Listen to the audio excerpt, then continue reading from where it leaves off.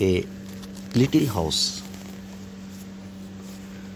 The young man and the young woman looked even younger than their years as they left the offices of Country Properties Limited with a few orders to view in their hands.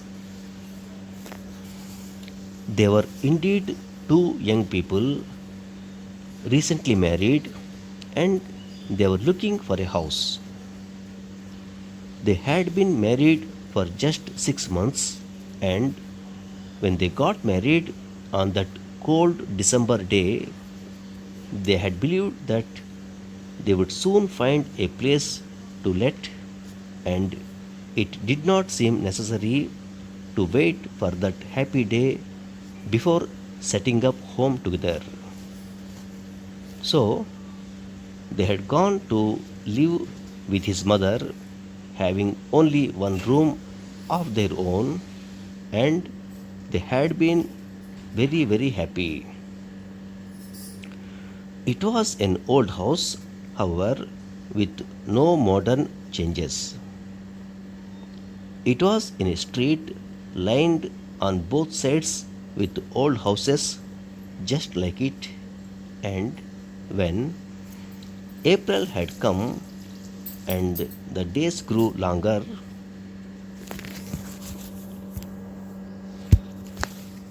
the young married people all at once began to long for a little house of their own, with their own things in the rooms, and with a little land at the back and in front where they could plant things and watch them grow. It did not seem very much to ask, yet it was something that was being asked by thousands of other young people. There seemed little enough hope of their being able to get such a place because all the small houses were for sale and not to let, and they had no capital.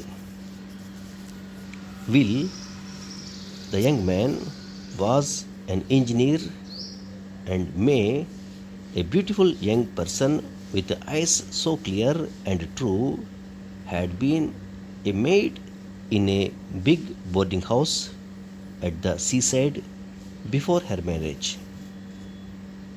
Neither of them had had any opportunity to save money and to buy even the smallest house. It was necessary to have some capital to put down for the first payment. There had been times during that month of April when May thought that Will had lost interest in her. He sat so often deep in thought and without speaking. When she asked him what he was thinking about, he would answer shortly, work. And then one day he told her the truth. The big engineering works where he spent his days had set a competition for their workers.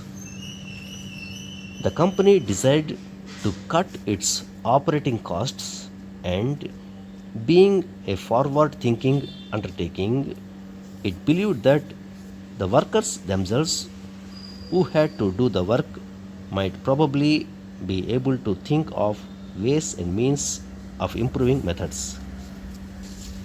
The first prize was to be £500 if the best suggestion put forward seemed worth that sum. So Will had thought and had put in his own ideas for the improvement of methods. The following day, he told me the employees were to learn who had won the prize. May put her hands in his, for she saw that he cared very much, that he had high hopes, but she could not help feeling that the 500 pounds would never be theirs. She was wrong. Will won the prize, and his suggestions were considered to be so outstanding that the directors of the company had marked him down as a man worth watching. So, on that lovely day in June, Will and May had some houses to look over, houses in the country with rooms with a view. The first of the houses turned out to be too large.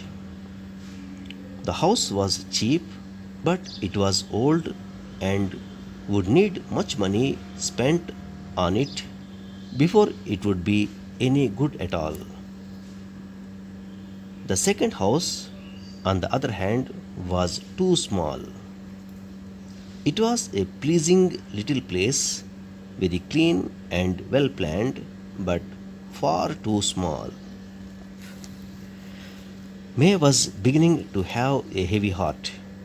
Perhaps, even with the money in the bank, it would still be impossible for them to get a house to meet their requirements, and their requirements, she believed, were so simple. They walked to the third house.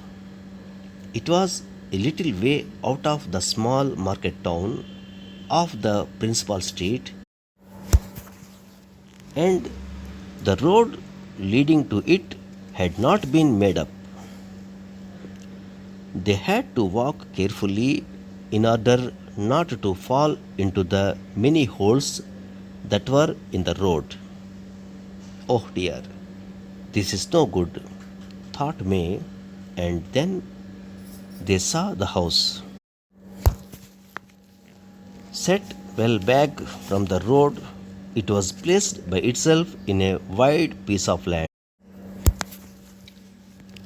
It was white, and the windows and doors were covered with clean blue paint.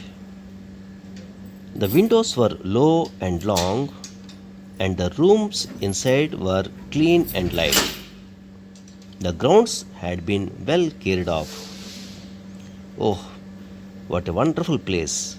May cried, and she knew that she must live her married life in that house and in no other. And the hearts of those two young people were light, and they seemed to walk on air as they returned to the property office to put down some money and sign the papers. Thanks for listening.